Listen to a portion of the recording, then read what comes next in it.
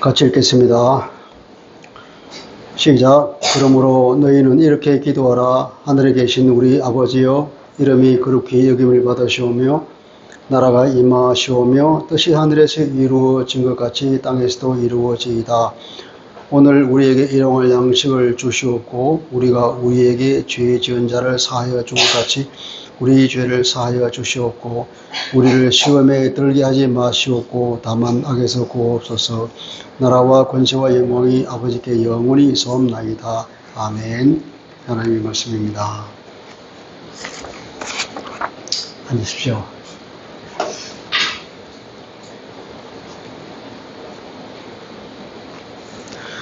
우상을 숭배하는 것과 우리 하나님을 신앙하는 것과의 분명한 차이가 있습니다. 우상을 숭배하는 것은 우상은 사람이 만든 거기 때문에 사람이 만들고 그 우상을 찾아감으로써 자기가 의도했던 어떤 신을 찾아가는 행동을 합니다. 그런데 찾아가다 보면 그 신을 만나요. 그 신을 만나는 거 아니라 사실은 귀신이 들어붙는 거죠. 귀신은 사람이 어디에 집중하고 있는 걸 잘 압니다. 그래서 사람의 어떤 마음을 집중하고 있는 그곳에 반드시 귀신이 찾아옵니다. 과도하게 자기의 신경을 거기 쓰면 그게 귀신이 분다는 거죠. 우리 조심해야 됩니다. 그래서 귀신이 나타나는데, 그 귀신에게는 이제 귀신의 능력을 사람이 사용하려고 그러죠. 그러면 귀신에게 뇌물을 줍니다. 뇌물을 주고 자기의 욕망을 채우는데, 이 귀신은 뇌물을 받는 사람들에게 자기의 능력을 주어서 어떤 원하는 걸 주는데, 이 사람이 요구하는 게 없어요. 그냥 자기에게 와서 자기 말만 들으면 돼요. 자기 말만 들으면 돼. 이 귀신이 어떠냐면 도덕적으로 괜찮으냐? 안 그렇다는 거죠. 우리 주님이 말씀하시기를 도둑이 오는 것은 사람을 죽이고 멸망시키려고 한다. 귀신이 우리에게 속이는 것은 그 결과는 뭐냐면 항상 죽이고 멸망시키고 파멸시키는 거예요. 그러니까 귀신에게 뇌물을 주고 자기의 욕망을 챙기는 것은 다른 남편들은 자기 영혼을 바꾸는 겁니다. 영혼을 팔아먹는 거죠. 그 귀신과의 관계는 인격적 관계가 이루어지는 것이 아니라 조종하는 관계, 주종 관계가 됩니다. 귀신이 마음대로 끌고 다니고 우리 무당들을 보잖아요.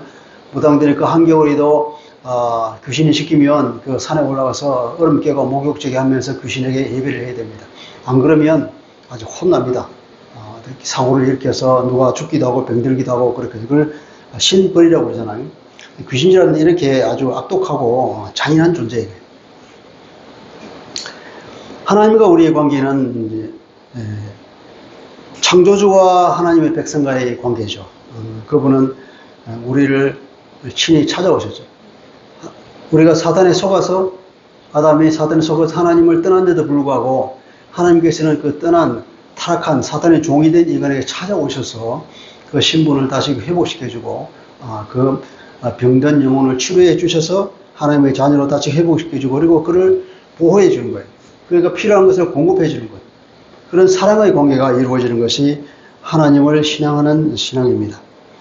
그러니까 우리가 하나님을 신앙하는 사람의 기도는 분명히 달라야 하는 겁니다. 불교에서 하는 그런 기도, 그 다음에 무당들이 하는 그런 기도와 우리 하나님을 신앙하는 우리 기독교인들 하는 기도는 분명히 다르다는 거죠. 예수님은 산성수훈에서 수훈을 말씀해 나가시면서 제자들에게 너희들이 바리새인들과 서기관보다 더 나은, 더 뛰어넘는 의를 가지고 있지 않으면 천국에 들어오지 못한다고 그랬죠. 그 더 나은 의가 뭐냐고 말씀하시면서 설명해 주면서 이제 세 가지 중요한 그 종교 행위를 통하여서 설명했습니다. 근데 자선이나 기도나 혹은 그 금식하는 것을 통하여서 바리새인들은 사람에게 보이려고 한다. 그러니까 하나님의 의를 추구하는 것이 아니라 자기 의를 드러내고 자기 자랑으로 그것을 하고 있는데 그것은 아무런 이득이 없다는 거죠. 그것은 그들의 수준입니다. 인간의 의를 추구하는 것은 하나님 나라에 들어갈 수 없고 우리가 무엇을 받아야 된다고요? 하나님에게서 나오는 의를 가져야만이 하나님 나라에 들어갈 수 있는데 그것은 제자들만이 할 수 있는 거예요. 제자가 예수 그리스도를 통하여서 하나님과의 관계가 회복되고 하나님과 나 사이에 부자지간이 된 그 상태에서 하나님 속으로 들어갔을 때 드디어 하나님 안에 있는 그 하나님의 거룩한 의가 우리 속으로 들어오고 그러면 우리가 그것을 기반으로 하나님 나라에 들어갈 수 있다. 그런 말씀을 하시는 거예요. 그러면서 이제 기도도 마찬가지로 남에게 자랑하기 위해서 하는 기도를 하지 말라. 또 이방인들이 하는 것처럼 우상숭배하는 사람인 것처럼 뭐 중언부언하는 기도, 염불하는 것 같은 그런 거 하지 말라는 거죠. 그러면서 오늘 구체적으로 그럼 어떻게 기도하느냐 그걸 가르쳐 준 거예요. 이 말씀은 누가복음에도 나와 있는데 누가복음에서는 예수님이 기도를 마치고 나오자 예수님이 제자들 한 명이 나와서 주님 우리에게도 기도를 가르쳐 주십시오. 요한은 실의 요한은 자기 제자들에게 기도를 가르쳐 주었습니다. 우리도 가르쳐 주십시오. 이렇게 요청을 한 결과 주님께서 가르쳐 주신 기도가 이 주기도문이라는 거예요. 주님이 가르쳐 주신 기도라 그래서 주기도문입니다. 우리가 기도를 어떻게 하느냐면 바로 이 주님께서 가르쳐 주신 이 기도를 기반으로 바탕으로 해서 우리가 기도를 하는 것이 좋겠다 하는 거죠. 그래서 기도를 못하는 사람들은 이제 기도를 어떻게 할까? 주기도문 주님이 가르쳐 주신 그 기도를 기반으로 하면 굉장히 가장 모범적인 기도가 된다 하는 것입니다. 자 보면 주님께서 그렇게 말씀하십니다. 너희는 이렇게 기도하라 그랬습니다. 이렇게 기도하라는 것은 내가 하는 말을 그대로 따라하는 이렇게 외우는 것이 아니라 물론 외우는 것도 좋지만 이것을 기반으로 해서 적절하게 너희 상황에 맞게 응용해서 기도해라 이런 뜻이죠.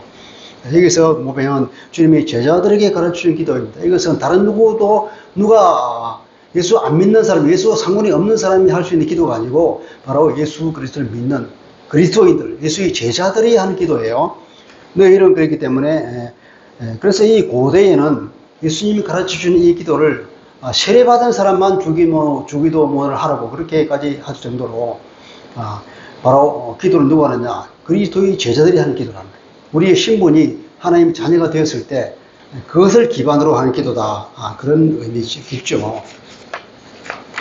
자 그러면 이제 주님께서 가르쳐주신 기도가 이제 어떤 기도인지 한번 차례대로 보시죠. 이게 오늘 제가 다 하려고 했다가 한번 보니까 양이 너무 많아서 우리가 이제 이 주님이 주신 그 기도의 의미를 의미해 보려고 그러면 시간이 좀 많을 것 같아서 이제 두 개로 나눴습니다.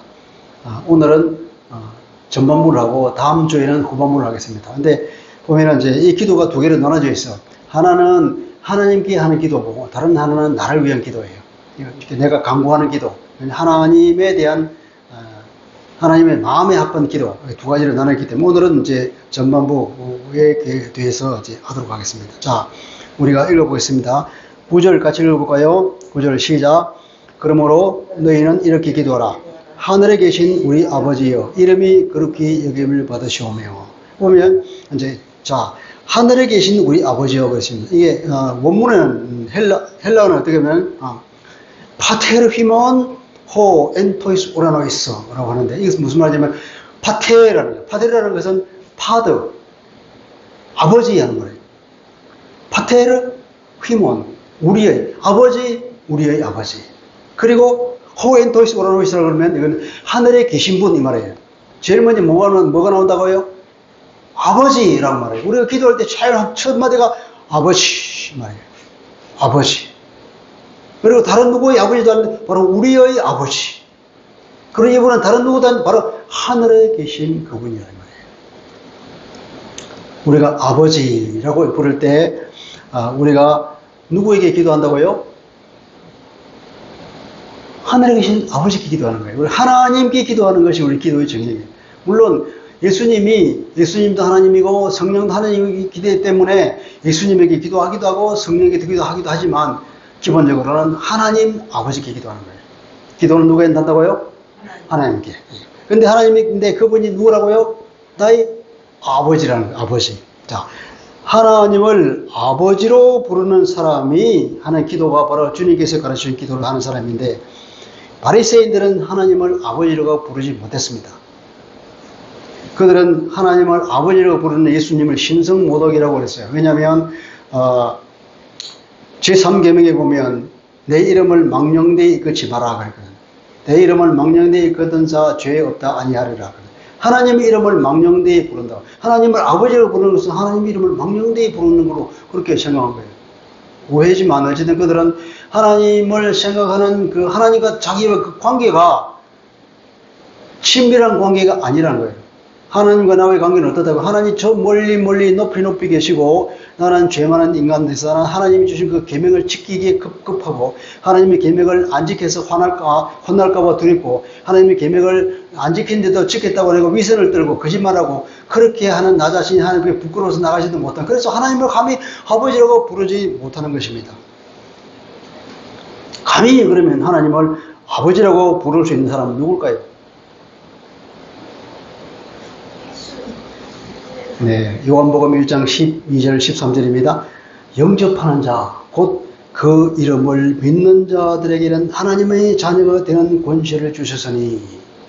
그리고 13절은 이는, 이 사람들은 뭐냐면 그 이름을 믿는 사람들은 혈통으로나 육적으로나 사람의 뜻으로나 자는 혈통으로 피를 통해서나 혹은 우리 이 살을 통해서나 아니면 어떤 남편의 뜻을 부부간의 어떤 뜻으로 나는 사람이 아니라는 거예요.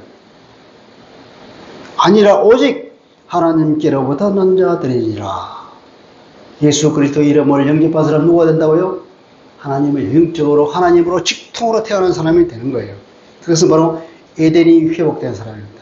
하나님의 형상이 회복된 사람입니다. 에덴 동산에서 아담이 하나님과 그 친밀한 관계를 나누는 그 옛날의 관계로 회복되는 관계가 어떻게 예수 그리스도를 믿음으로 된다는 거예요. 이 예수 그리스도가 바로 하나님의 아들이요, 그분이 바로 우리를 구원하기 위해서 내 대신 죽기 위해서 오신 그분이요, 그분이 바로 십자가에서 죽으시고 죽을 뿐 아니라 부활하시고 부활할 뿐 아니라 성천하셔서 하나님 나라의 왕으로 등극하시고 우리 자기를 따르는 모든 사람은 하나님 나라에 들어오게 한 뒤에 당신이 그 능력으로 우리를 보호해 주시고 우리의 필요를 다 채워주시는 그 사랑이 많으신, 그 위력이 많으신 우리 주님이라는 사실, 그것을 믿는 사람들에게는 바로 하나님으로부터 직통으로 태어난 사람이고, 이것은 그 사람은 아담이 옛날에 하나님과 관계를 가졌던 그 관계를 회복한 사람이라 이 말이에요. 하나님과 나 사이에 부자지간, 부녀지간의 관계가 된 사람이 바로 하나님을 아빠라고 부를 수 있다는 거예요. 주님은 항상 하나님을 아빠라고 부르면서 자기 제자들에게 아버지라고 불러라, 아빠라고 불러라 그렇게 가르쳐 주었습니다. 이 사실은 바로 성령께서 우리에게 가르치는 겁니다. 예수를 믿는 순간 성령께서 우리에게 오셔서 우리에게 이 사실을 가르쳐 준다고 그랬습니다. 갈라디아 4장 6절입니다. 너희가 아들임으로 하나님의 그 아들의 영을, 예수의 영을 우리 마음 가운데 보내서 하나님을 아빠, 아버지라 부르게 하셨느니라. 누구든지 하나님을 아빠, 아버지라고 부르는 사람은 결단코 성령에 의지 않고는 그렇게 부를 사람이 없어요. 예수 안 믿는 사람, 사단에 잡혀있는 사람은 죽어도 하나님을 아버지라고 부를 수가 없습니다. 우리가 전도의 현장에 보면 알잖아요. 우리가 기도를 하고 아멘 해보세요. 그럼 아멘 안 해요. 못해요. 할 수가 없어. 로마서에도 이렇게 말합니다. 로마서 8장 15절 16절인데요. 너희는, 예수 믿는 사람이죠. 너희는 다시 무서워하는 종의 영을 받지 아니하고 양자의 영을 받았으므로, 양자의 영, 우리가 아빠, 아버지라고 부르짖느니라. 부르짖는 게 아니라 아빠, 아버지라고 부르느니라. 우리가 하나님을 아빠라고 부른다. 왜냐? 성령의 친히 우리의 영과 더불어서 우리가 하나님의 자녀인 것을 증언하신다. 그랬습니다. 우리 안에 오신 성령 그분이 우리가 하나님의 자녀인 것을 증언하시고, 그래서 우리 영과 더불어서 하나님을 아빠라고 같이 부르게 한다. 자, 하나님은 우리를 보고 아버지라고 부르는 것이에요. 아버지라고. 그건 아버지뿐만 아니라 엄마도 마찬가지입니다. 이제 부모라고 부르는 거죠. 그것은 부모는 자녀에 대해서 총체적인 책임을 지는 사람이에요. 자녀를 놔놓고 내팽개 지는 사람이 있습니까? 그 아이가 잘 자라도록, 잘 되도록 온갖 정성을 다 기울이잖아요. 자기의 모든 것을 자기 생명을 내어 주스까지라도 그 아이가 잘 성장하기를 바라면서 온갖 정성을 다해서 기르는 것이 부모잖아요. 그것이 아버지고 그것이 어머니란 말입니다. 자녀 아닌 누구에게 우리가 아버지라고 불린다면 그건 엄청난 부담이 될 것입니다. 누군가 여러분을 찾아와서 당신을 엄마라고 불러도 되겠어요? 그러면 엄청난 부담이 될 거예요.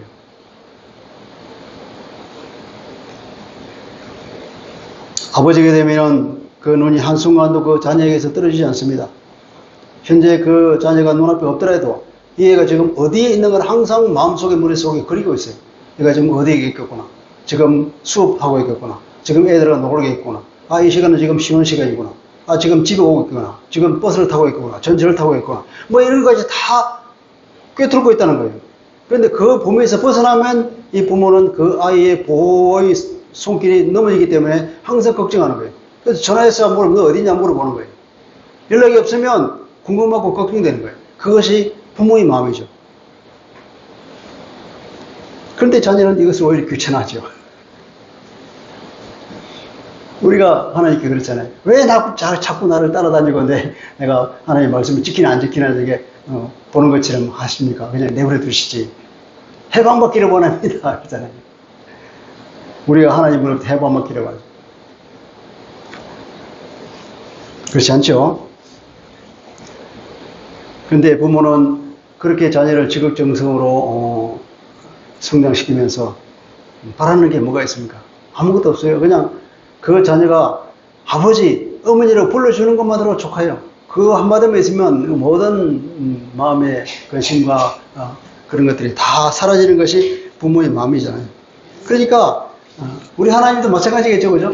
그러니까 우리가 부지런히 하나님을 아버지 혹은 아빠 이렇게 불러야 합니다. 부르면 우리 하나님 마음에 기쁨이 솟아나는 거예요. 예. 말하자면 우리는 하나님의 자녀입니다. 예. 기도의 시작을 하늘에 계신 우리 아버지요. 이렇게 우리가 부르면서 기도를 시작하는 겁니다. 이때에 하늘에 계신 나의 아버지 이렇게 부르면서 뭐냐면 내가 누구인지를 스스로 알게 돼요.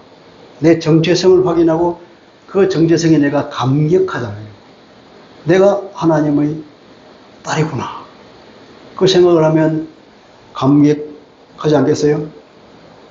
나는 하나님의 자녀예요. 이 땅에서는 나는 나그네다. 나의 신분은 하늘에 나의 시민권이 있는 사람이고, 이 땅에서는 그냥 나그네에게 불과하다. 그런데 나는 하나님의 거룩한 택함을 받았고, 산 소망을 가지고 있고, 하나님의 보호관대에 있다고. 베드로 사도가 이렇게 말한 거잖아요. 그런 사람이다, 나는. 하나님을 아버지라고 부르면서 우리는 이러한 마음이 감격에 돌아오는 겁니다. 그러면서 나는 고아가 아니구나. 나는 혼자가 아니야. 마음에 말할 수 없는 슬픔을 안고 말할 수 없는 답답함과 말할 수 없는 그런 무력감을 가지고 하나님 앞에 내가 엎드려서 기도하는 순간, 하나님을 아버지라고 부르는 순간, 나의 신분과 나의 정체성을 확인하는 순간, 그렇게 느껴요. 나는 결코 혼자가 아니다. 나는 결코 고아가 아니다. 그것만 확인하더라도 우리는 기도가 끝난 거는 마찬가지죠. 이보다 더 큰 은혜가 있겠습니까? 이보다 더 큰 감사거리가 어디 있겠습니까? 근데 끊임없이 사탄은 우리를 속입니다. 하나님이 없다. 마음속에. 하나님 어디 있다고 다 만들어낸 거야. 인간은 죽으면 끝이야. 너 혼자 살아야 돼. 그렇죠?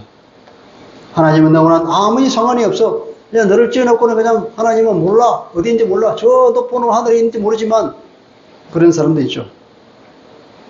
너는 혼자야. 너는 고아야. 그렇게 사탄이 우리에게 거짓말을 하거든요. 우리가 스스로 넘어져야 돼. 제가 젊은 시절에 예수를 믿었지만 이 사실을 잘 몰라서 저는 외롭게 살았습니다. 그리고 힘들게 살았습니다. 나를 도와줄 사람은 아무도 없었습니다.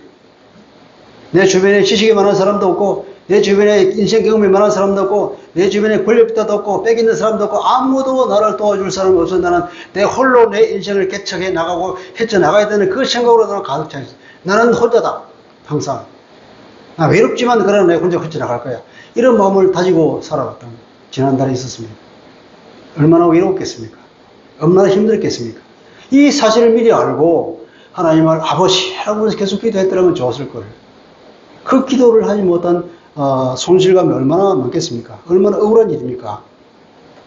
우리가 세상에서 시달리고 마음이 답답하고 무력감을 느끼고 어찌할 수 없는 그런 마음을 안고 거기 와서 아버지라고 부르기만 했는데 우리는 하염없이 눈물이 났던 경험이 있습니다. 바로 여기서 기도가 시작되죠. 여기서 기도문이 열리는 거예요. 내 아버지가 누구인가? 나는 어떤 존재가? 나는 하나님 앞에 어떤 존재인가? 하나님은 어떤 분인가? 그걸 생각하면서 내가 하나님 앞에서 아버지 하는 순간 이때 드디어 기도가 시작되는 거예요. 그 전능하신 하나님께 우주 삼라만상을 창조하시고 움직이시고 모든 능력을 가지시고 나를 지극히 사랑하시는 그분 앞에 내가 섰을 때에 그때에만 기도가 시작된다 이 말이에요.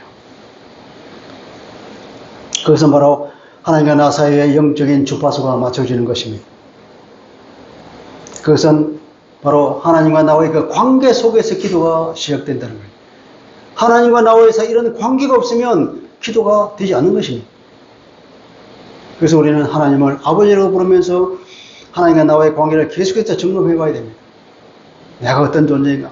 나는 정말 하나님의 딸이다. 나는 하나님의 아들이야. 하는 그런 자부심과 그런 당당함을 가질 때 하나님께 우리는 기도할 수 있고 하나님께 우리는 요구할 수 있고 매달릴 수 있고 땡깡도 부릴 수 있는 거예요. 그리고 이 하나님이 나의 하나님이라고 하지 않고 예수님께서는 우리의 하나님이라고 불러요. 우리의 하나님은 뭡니까? 하나님은 나만의 하나님이 아니라 너희 하나님도 되고 나의 하나님도 된다는 거예요. 우리의 하나님인 것은 예수 그리스도를 통하여서 우리 하나님과 나의 관계가 회복된 사람 모두가 나뿐 아니라 주변에 있는 모든 그리스도인들도 그런 하나님이다. 우리는 교회가 공동체로 존재합니다. 교회는 혼자 있는 거 아니에요. 교회는 예수 믿는 사람들 모여서 주님의 몸을 이루는 그런 관계죠. 우리는 혈혈단신이 아닙니다. 우리는 저 망망대의 일의 편주가 아니란 말이에요.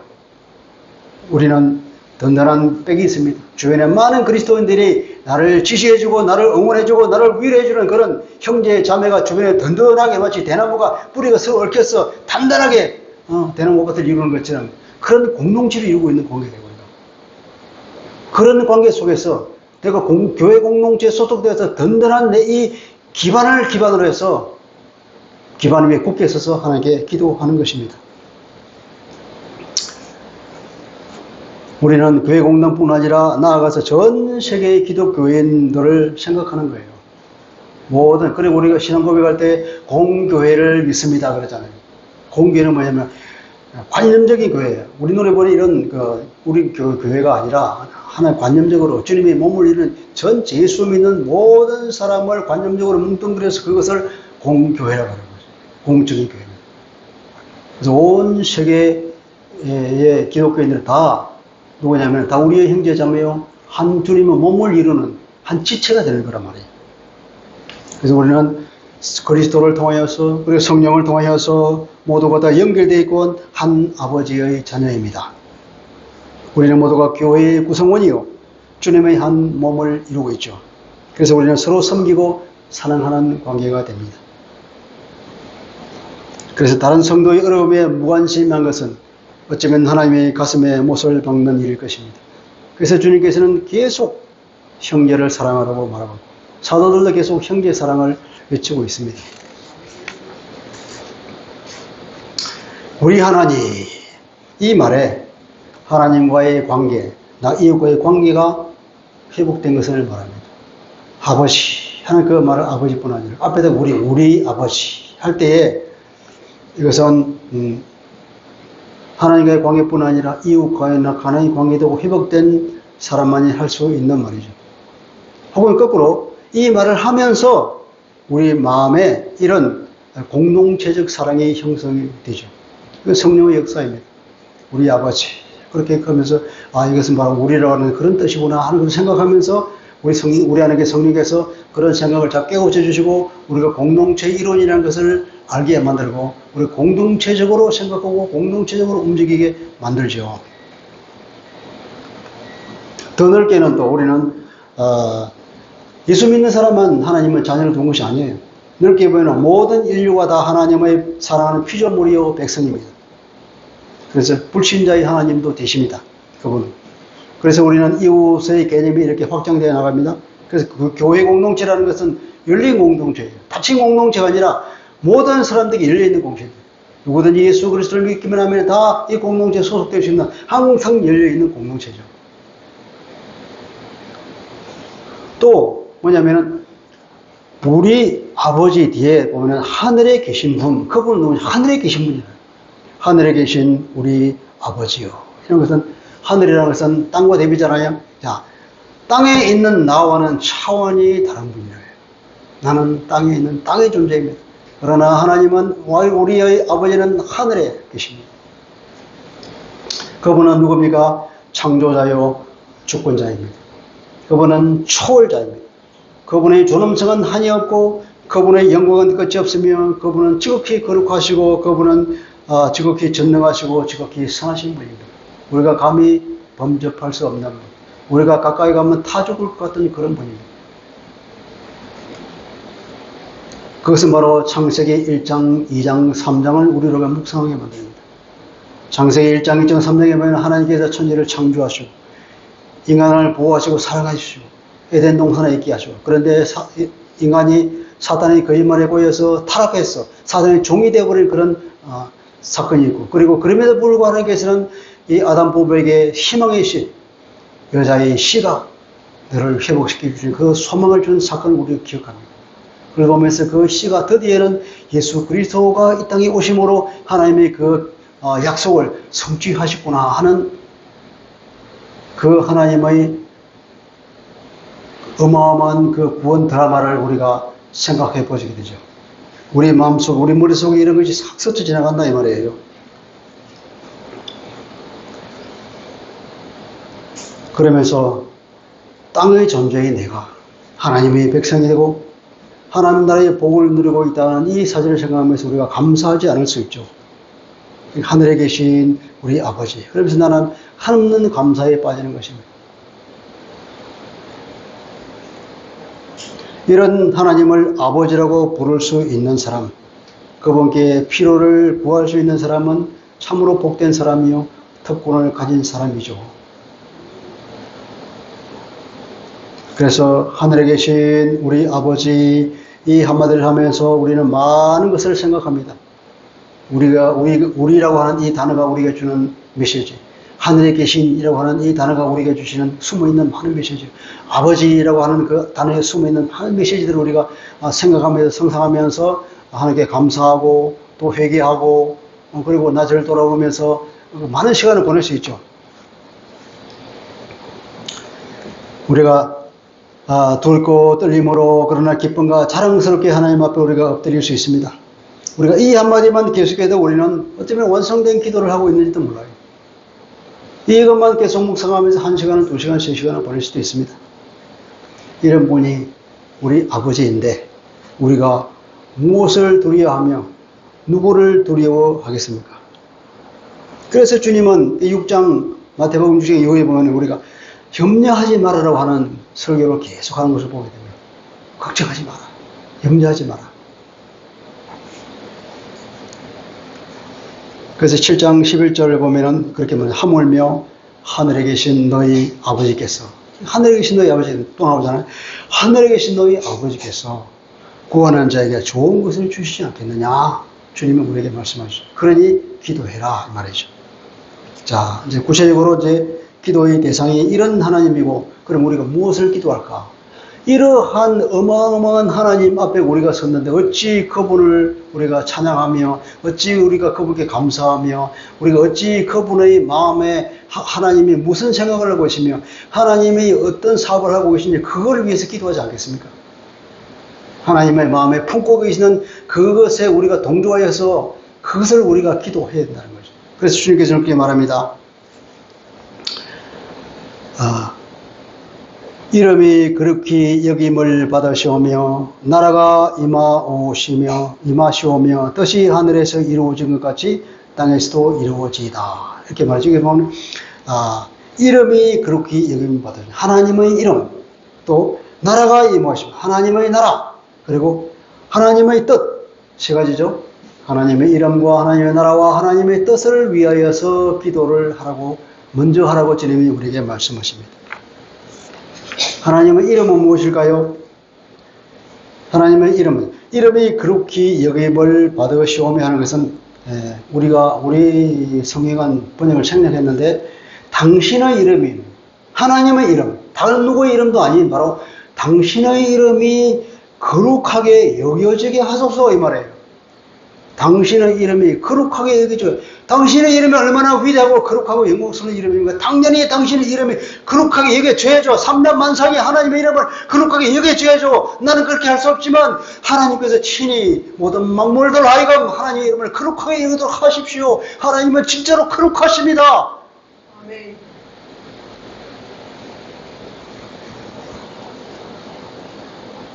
오늘 얼마나 망령된 시대입니까? 오히려 하나님의 이름이 욕이 되는 시대가 되다. 서양에서 하는 말이 오 마이 갓이라고 하는 말이 더라고요. 차마 갓이라는 이름을 못 붙이고 그냥 오 마이 갓이라고 해요. 이게 그냥 감탄사인 줄 알았지만 그게 아니 욕이래요. 욕이. 말하자면 우리는 에이씨 하는 말이잖아요. 에이 제기랄. 그런 뜻이란 말이에요. 그런 뜻. 하나님의 이름을 이렇게 욕되게 하는 시대가 됐단 말이에요. 십계명 3장에 아까도 말씀드렸지만 너는 네 하나님 여호와의 이름을 망령되이 부르지 말라. 여호와는 그 이름을 망령되이 부르는 자를 죄 없다 하여 아니하리라. 출애굽기 20장 7절에 망령되다는 건 뭡니까? 망. 노망 들었다고 우리 그러잖아. 망이라는 거예요. 영이 노망이 들은 거예요. 여기 미친 거예요. 미쳐서 어이없는 짓을 하는 것이 바로 이 망령되이 부르는 거예요. 하나님의 이름을 함부로 부르는 것은 바로 이렇게 그 영이 미친 거예요. 이름이라는 것은 그 인격의 상징입니다. 하나님의 이름 안에, 여호와 하나님의 이름 안에는 하나님께서 하시는 그 일의 거룩하심과 하나님의 위대하심과 하나님의 영광스러움이 다 녹아 들어있는 거예요. 우리 다 말로 필수로 따를 수 없지만 하나님의 그 영광스럽고 거룩하심이 그 이름 안에 다 들어있다는 거예요. 하나님의 그 이름 안에는 하나님의 창조자로서 그 창조의 권능과 지금도 그 온 우주를 움직이면서 지금 섭리하고 있는 그 상황을, 그 능력을 우리가 보게 되는 거죠. 하나님 그 거대한 구원 계획과 그것을 이루어 가시는 하나님 그 대장경을 수천 년을 거쳐서 이루어 나가시는 하나님의 그 구원 역사, 더디난 예수 그리스도를 통하여 이 땅에 보내시고 우리를 구원하시게 하시는 하나님의 그 구원의 대화 드라마를 상상해 보십시오. 이 기도를 하면서 하나님의 이름이 거룩하게 여김을 받으시오며 하나님에서 우리는 이것을 마음속에 떠오르지 않을 수 없고 우리가 상상하지 않을 수 없으며 우리가 그 하나님의 거룩하심 앞에 무릎을 꿇는 거예요. 이사야는 이런 하나님을 보았습니다. 이사야 6장 3절에 의하면 천사들이 이렇게 부른다고 합니다. 천사들이 서로 불러 이르되 거룩하다 거룩하다 거룩하다 만군의 여호와여 그 영광이 온 땅에 충만하다 이렇게 하는 것을 이사야가 보고 들었다는 거예요. 그 천사들도 자기 날개가 6짝이 있는데 하나님 앞에 서면 도저히 부끄러워서 자기를 드러낼 수 없어서 위 두 날개는 자기 얼굴을 가리고 밑에 두 날개는 자기 발을 가지고 가운데 날개만 움직이면서 하는 말이 하나님께서는 그냥 오로지 거룩하다 거룩하다 거룩하다 그 말밖에 할 수가 없는 거예요. 그렇게까지 지극히 거룩하신 그 하나님을 보고는 이사야가 나는 죽었다 그런 거예요. 요한도 이런 하나님을 보았습니다. 계시록 4장 8절에 보면은 그 하나님의 보좌에 네 생물이 있는데 그 천사들이 네 생물 각각 6날개를 가졌고 그 안에 주위에 눈들이 가득하더라. 그들이 밤낮 쉬지 않고 이러기를 거룩하다 거룩하다 거룩하다 주 하나님 곧 전능하신 이여 전에도 계셨고 이제도 계시고 장차 오실 이시라 하는 것을 사도 요한이 보고 들었다는 것입니다. 이러한 하나님은 우리가 상상해 보는 것입니다. 하늘에 계신 우리 아버지, 이 세단을 묵상하면서 창조주 하나님의 거룩하심과 전능하심과 그분의 영광과 그분의 사랑 안에 우리는 들어가는 것입니다. 그 하나님의 그 마음속으로 우리가 들어가는 거예요. 할렐루야. 그 하나님 안으로 들어가면서 우리는 하나님의 그 거룩하심을 노래하고 외치지 않을 사람이 누가 있겠습니까? 그래서 우리는 기도하면서 이렇게 외칠 것입니다. 삼라만상 모든 피조물들아 우리 하나님 앞에 엎드러질지어다. 그분에게 감사하고 그 이름을 찬양하라. 그러면서 또한 우리는 나를 돌아볼 것입니다. 나는 어떤 존재인가? 나는 과연 하나님의 거룩함을 드러내는 사람인가? 하나님의 영광을 혹시 가리는 사람이 아닌가? 그러면서 나는 나 자신을 돌아보면서 회개하기도 하고 내가 그렇게 했다면 하나님께 그렇게 감사하고 그렇게 살기로 다짐하는 기도를 하겠죠. 그러니까 이런 것을 상상하면서 이 내 마음속에 있는 기도가 무무장하게 나올 수 있는 기도예요.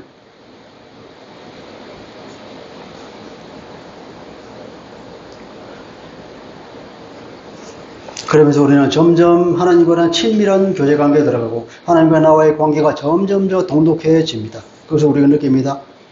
두 번째로는 하나님의 나라가 임하옵시며 그럽니다. 우리 여기도 우리가 생각됐죠. 당신의 나라가 오게 하소서. 이거예요. 문구들을 보자면 당신의 나라가 오게 하소서. 내가 당신의 나라를 오게 할 수는 없습니다. 그러나 하나님이 하십니다. 하나님, 당신의 나라가 이 땅에 오게 하소서. 당신의 나라를 우리가 사모하고 있습니다. 우리 주님께서 다시는 그 온전하시고 사랑이 풍성한 은혜가 많은 그 하나님의 나라가 하늘에 있는 것처럼 이 땅에까지도 확정되어 내려오기를 나는 손꼽아 기다리고 있습니다. 아버지의 나라가 이 땅에 오게 하소서. 네. 당신의 나라는 바로 하나님의 나라죠. 하나님의 나라는 하나님의 통치가 이루어지는 곳입니다. 하나님의 통치가 자체를, 하나님의 다스림과 자체를 하나님의 나라로 할 수도 있겠죠. 오게 하소서. 우리가 오게 할 수 없지만 하나님 빨리 오게 하소서. 드디어 주께서 그 하나님의 나라의 문을 활짝 열어 젖혔습니다. 할렐루야. 네. 예수 그리스도가 이 땅에 오셔서 십자가를 지고 죽고 부활하시고 성천하심으로써 이 땅에 하나님의 나라를 활짝 열어 젖히고 예수 그리스도를 믿는 우리 심령 가운데 하나님의 나라가 임하게 하였습니다. 비록 우리는 이 땅에 있지만 하늘에 계신 하나님을 맛보고 하나님의 나라를 맛보며 살고 있는 이 은혜 가운데 우리가 들어갔다는 것을 감사하며 하나님을 찬양하며 또 그 나라가 완성되기를 주님이 재림하는 그 날을 우리가 또 속히 오기를 기도하면서 하나님 오게 하십시오. 하나님의 나라가 오게 되기를 원합니다. 그렇게 기도하게 된다는 것입니다.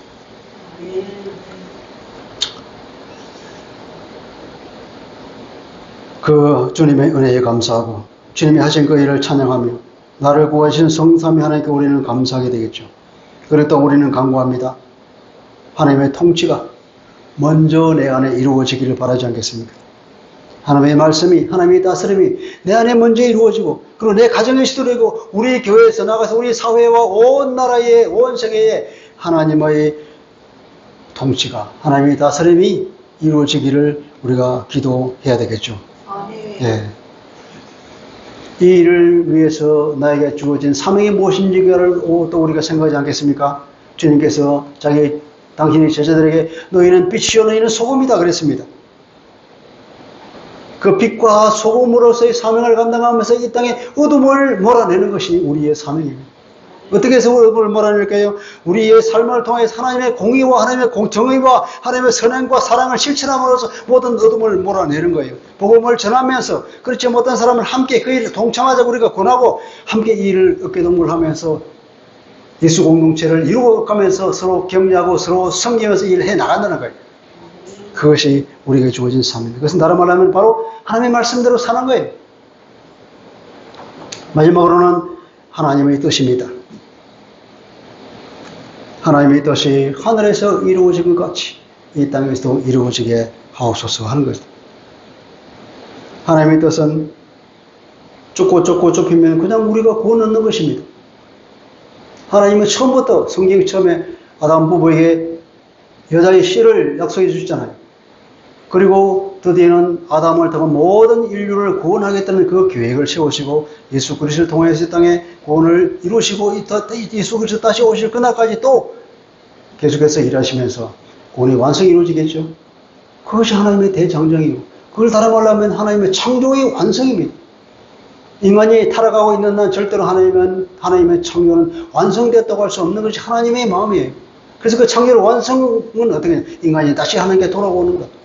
첫째, 하나님 보시기에 좋았다라는 그 상태와 그 이상으로 가는 것이 하나님의 창조의 완성이라고 하나님께서 생각하시고 구원 계획을 이렇게 장장 수천 년에 걸쳐서 이루어 나가는 거예요. 주님 오실 그날까지. 그래서 계시록에 보면 새 하늘과 새 땅을 선포하면서 하나님의 창조의 완성이 이루어지는 걸 보게 됩니다. 아멘.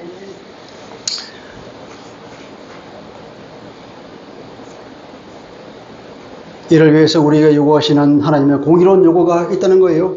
아까 말한 것처럼 공의와 정의와 선행과 사랑들, 하나님의 진리의 말씀들을 우리가 삶으로써 나타내는 거죠. 교회 공동체는 그리스도를 통해서 재창조된 새로운 인류라고 했죠. 에베소서에서 그렇게 주장하고 있습니다. 재창조된 새로운 인류로서 하나님의 뜻을 이 땅에 이루어지게 하는 일을 우리가 동참하고 있는 그런 영광을 받은 존재가 이 교회 공동체라는 거예요. 하나님의 뜻이 이 땅에 이루어지는 것과 하나님의 나라가 이 땅에 임하는 것과 그리고 하나님의 이름이 그렇게 여겨지는 것은 이렇게 서로 밀접하게 관련이 되어 있습니다. 하나님의 나라에서는 모든 존재가 하나님의 이름을 거룩하게 여기겠죠? 그 하나님의 나라에서는 하나님의 뜻이 온전히 이루어졌겠죠? 예, 그렇습니다. 그래서 하나님의 창조가 완성이 되어서 새 하늘과 새 땅이 펼쳐지고 하나님의 공의와 정의와 사랑이 충만한 곳이 바로 하나님의 나라가 되는 거예요. 그 나라를 우리가 사모하면서 하나님 빨리 그 나라가 오게 하세요. 우리가 기도하는 거죠. 이런 하나님의 나라를 꿈꾸는 당신, 바로 그 사람이 그리스도이라 이 말이에요. 이 일을 속히 이루어 주기를 우리가 기도하라. 주님 그렇게 말씀하고 있습니다. 이것이 전반부 주님이 가르치는 기도의 내용입니다.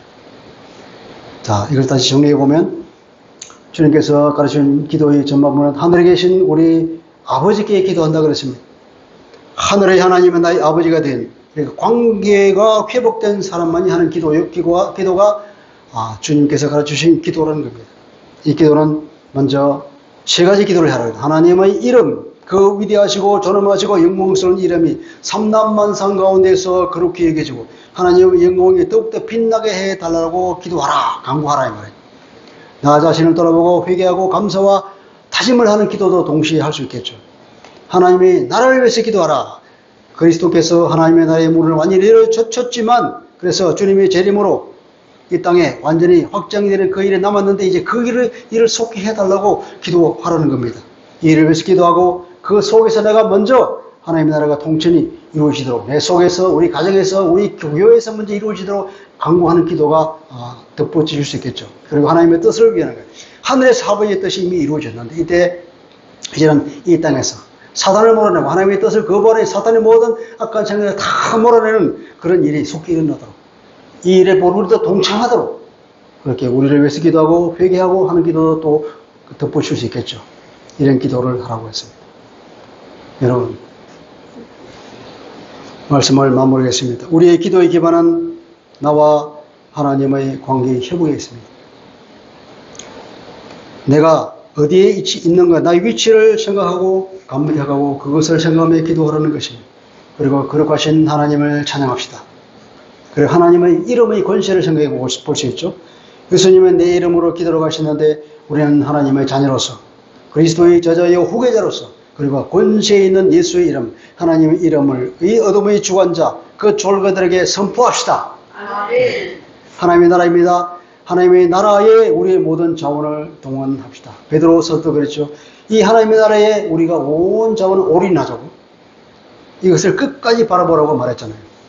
세상의 일에 우리가 집착하지 말고 창조주 하나님이 우리 아버지인데 우리가 무엇이 두려우면 무엇이 부족하겠습니까? 더 이상 세상에 우리가 집착하지 마십시다. 집착을 끊어버리고 자유하고 기쁨으로 주님을 찬양합시다. 아멘. 우리는 부족함이 없습니다. 우리는 두려운 것이 없습니다. 우리는 혼자가 아니요, 우리는 고아가 아닙니다.